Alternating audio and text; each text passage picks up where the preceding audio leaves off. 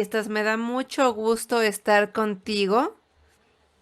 Tendremos un poco más de tiempo para platicar un poco sobre soberanía de datos y tu trabajo en Australia después de esta presentación tan maravillosa que nos has dado en la sesión APEC. Y también para los que apenas llegan, estoy con Kalinda Griffith de Australia y ella acaba de dar una presentación. Ella es mujer Yauru de Broome y nacida en Darwin, Australia. Platícanos unos cuantos mensajes que no hayas tenido tiempo de mencionar durante tu presentación y que te gustaría mucho que la audiencia escuchara. Bueno, yo creo que la mayoría de los temas que quisiera resaltar, principalmente sobre el reconocimiento y las capacidades de medición, ya se comentaron, pero no pudimos hablar específicamente de la medición y de lo que podemos hacer una vez que tengamos todos los datos sobre los pueblos indígenas y sobre, bueno, comunidades específicas. Ahora, el aspecto de medición falta, y no lo pude comentar en mi presentación. A lo que me refiero es que, ¿qué medidas son las que podemos tomar? Y tampoco pudimos hablar sobre los módulos de déficit. Hay aquí temas de legado en cuanto a los pueblos indígenas alrededor del mundo que tienen que ver con temas de medición y sobre todo con la forma de contar la historia, pero de una manera negativa. Me parece que aquí tenemos que evitar volver a estereotipos y continuar sobre todo este estereotipado negativo que es el que normalmente no queremos ver. Pero ¿cómo podemos lograr entonces entender de una mejor forma estos temas? Ahora, el trabajo que hemos hecho en la investigación de cáncer tiene mucho que ver con información y datos que se pueden usar para poder provocar una nueva comprensión de la distribución de cáncer como ejemplo, ¿no? Entonces, para darles un ejemplo, en Australia, no, perdón, tenemos aquí que los grupos aborígenes son el doble de la comunidad de pueblos indígenas en esta región de Australia. Pero aquí lo que tenemos que hacer es empezar a considerarlos con diferentes enfoques y abordajes de medición. Es decir, tenemos que pensar el estatus socioeconómico y podemos con esto empezar a ver en dónde ya hace esta distribución. Es decir, es gente que vive en las ciudades y que tienen un ejemplo y los mismos resultados y la misma tasa de mortalidad que las personas no indígenas, que las indígenas que tienen probabilidad de morir, de hecho, en una relación de 10 a 1. Ahora, aquí lo que estamos describiendo es en dónde podemos empezar a encontrar recursos de modo que pueda resaltar estos problemas que existen en esas sociedades. Muchas gracias. Una de las preguntas que surgieron de la audiencia durante la presentación fue lo que te emociona más en cuanto a tu investigación. ¿Qué aspecto te emociona más? ¿Qué aspecto basado en datos puede tener mayor impacto en Australia? Hablabas de esta investigación de cáncer, pero ¿qué más te gustaría ver en cuanto a investigación basada en datos con la población aborigen en Australia? Bueno, uno de los aspectos más emocionantes en mi trabajo es que siempre estamos en la vanguardia.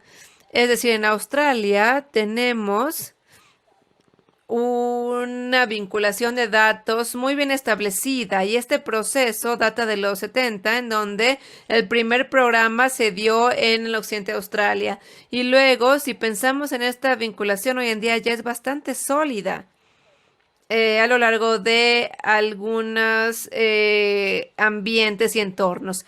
Es muy claro y muy directo. Lo que buscamos es que toda esta información sobre datos, justicia, toda esta información recabada a nivel público nos puede ayudar al aspecto administrativo que nos pueda permitir y contar parte de la historia y que nos cuente además parte de la historia. Yo he sido muy afortunada porque he sido parte de algunos programas de vinculación, incluyendo el del gobierno actual, donde pudimos vincular algunos bienes, por ejemplo, el de datos, con secretarías específicas gubernamentales que nos permiten que estos conjuntos de datos se puedan recabar y actualizar. Ahora, he también estado involucrada en poder ver el desarrollo del curso de vida, lo cual me ha permitido entonces seguir las vidas de ciertas comunidades, lo cual me permite obviamente involucrarme y poder realizar un trabajo de modo tal que, como les decía, nos lleva al uso de recursos, pero también a la idea de poder tener un panorama general de en dónde yacen los problemas principales. Me parece que ese tipo de vinculación es muy emocionante y sobre todo cuando es con poblaciones. Eso es muy importante. Y a medida que avanzamos para usar Big Data, por ejemplo, esta nos va a permitir movernos en una situación bastante emocionante. Ahora, nos hemos dado cuenta a medida que platicamos que es mucho trabajo el que se necesita para obtener el apoyo del gobierno australiano en el trabajo que tú estás haciendo y poder crear una cultura o ayudar a crear una cultura en donde esto sea respaldado por parte del gobierno. Y bueno, dado que se trabaja con datos de indios nativos, Sheila se preguntaba qué tipo de consejo podrías ofrecerle a la gente que nos escucha y que realmente quiere también incursionar en este mundo de la soberanía de datos para las poblaciones y pueblos indígenas, y cómo podemos obtener el apoyo del gobierno que es tan vital para poder tener éxito en este emprendimiento. Bueno, en cuanto a la soberanía de datos de pueblos indígenas, durante los últimos 5 años hemos trabajado de la mano para poder lograr que se desarrolle, y eso ha pasado, se ha desarrollado ampliamente en estos últimos años. Ahora, en Canadá, como ejemplo,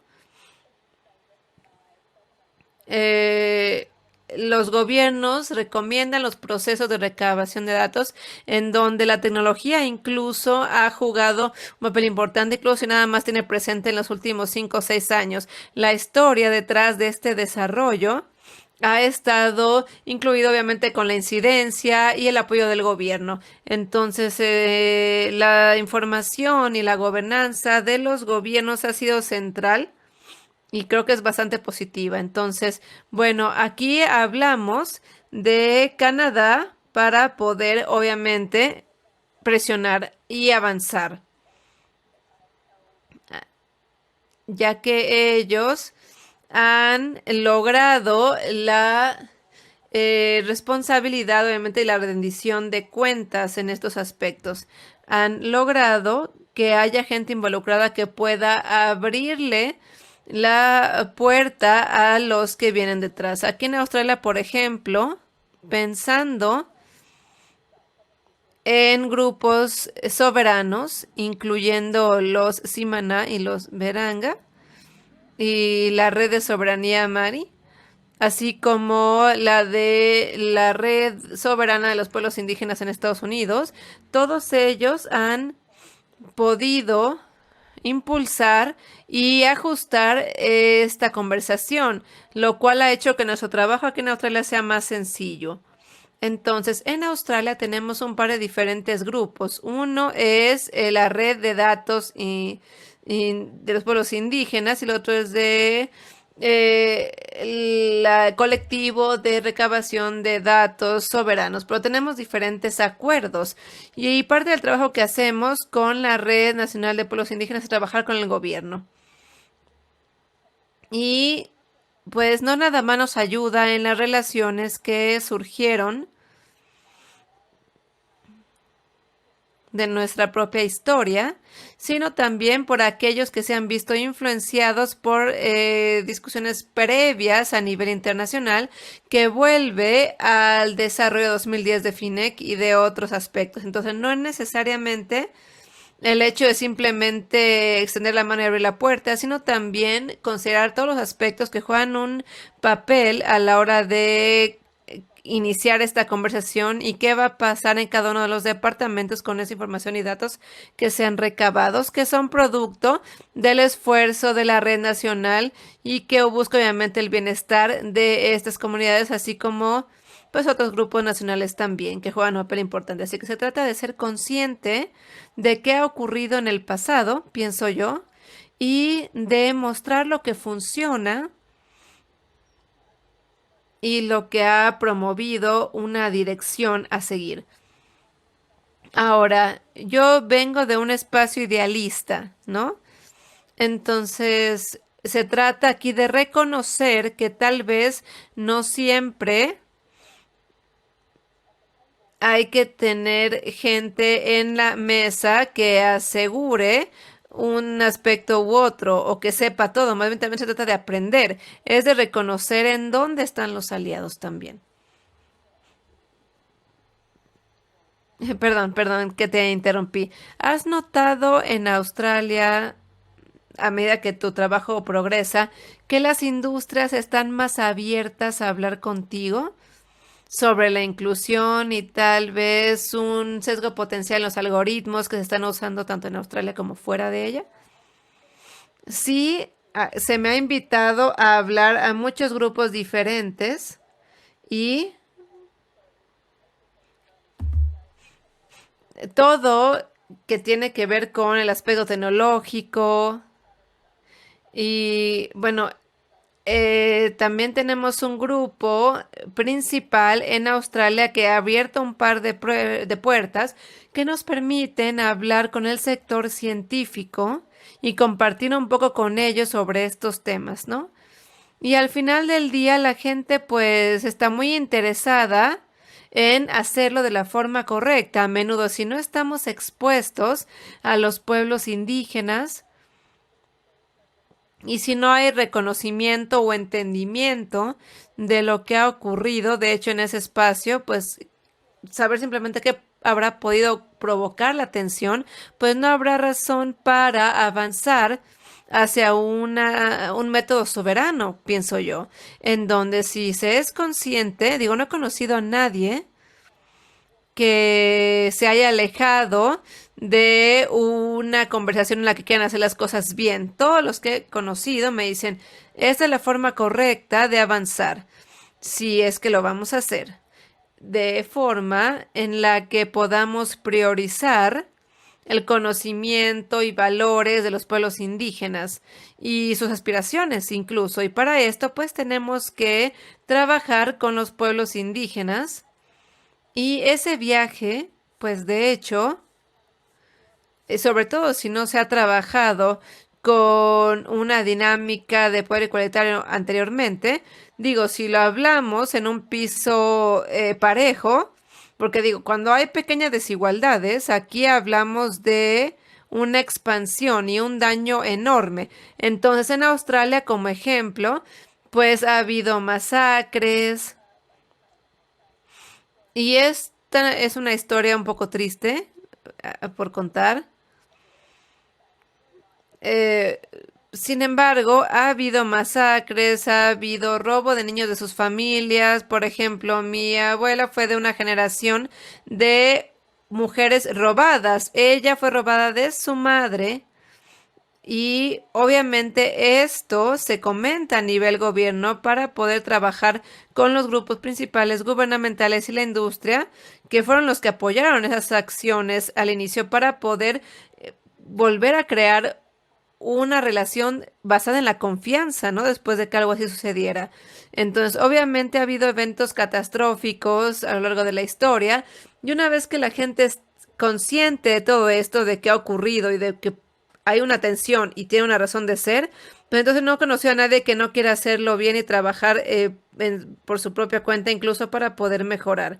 Así que en un futuro va a haber mucho interés en esta gobernanza de los pueblos indígenas y soberanía para poder realmente lograr que se refuerce y se aplique este trabajo de una forma positiva. Muchas gracias. Ha llegado otra pregunta sobre algunas barreras culturales que pueden existir en el campo de las ciencias de datos, aplicando o utilizando algoritmos que existen o investigación existente. Y como ejemplo, mi colega que mandó esta pregunta dice que ha trabajado en análisis de ADN para medicina. Entonces, luego ella quisiera hacer análisis de ADN en los pueblos indígenas también en Estados Unidos y Canadá, pero puede ser que haya una barrera cultural para algunas de las tribus. ¿Hay algún ejemplo que tú tengas en tu trabajo? Y si es así, ¿cómo has superado estas barreras? Mucho de esto tiene que ver con el contar historias, como lo que les dije hace un minuto sobre el nivel de confianza. Entonces, no necesariamente son barreras culturales, eh, que no sé exactamente cómo funciona en Estados Unidos o Canadá, pero en Australia ha tenido que ver con confiar en los investigadores y una de las cosas,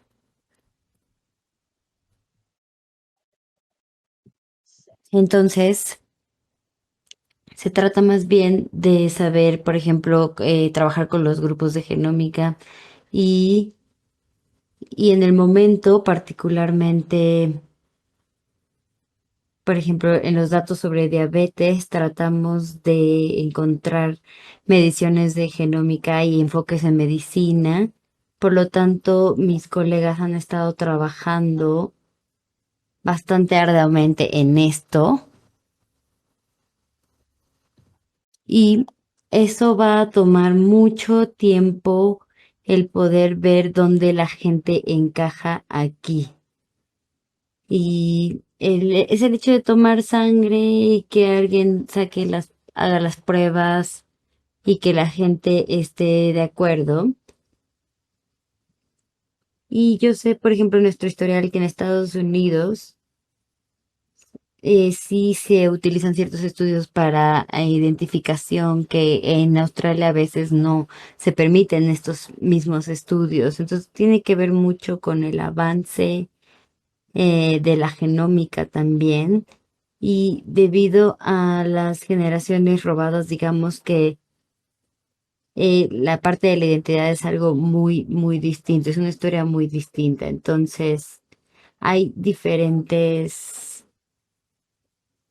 eh, hay diferentes estudios que no hubieran existido en el pasado porque no se tenían los datos suficientes. Entonces no tengo de verdad una respuesta a la pregunta de la genómica porque sí va a tomar mucho tiempo en obtener bien estos datos. Entonces creo que el principio tiene que ver con la alfabetización en genómica y saber cómo se utiliza la información, reconocerla y saber que los datos se han utilizado frecuentemente para hacer estereotipos negativos y sin utilizar el permiso de los pueblos aborígenes en general. Entonces, al pasar a esta esfera de compartir datos en donde se tiene que compartir datos sobre genómica, eso tiene que ser un tema de discusión, el saber qué es lo que quiere la gente verdaderamente.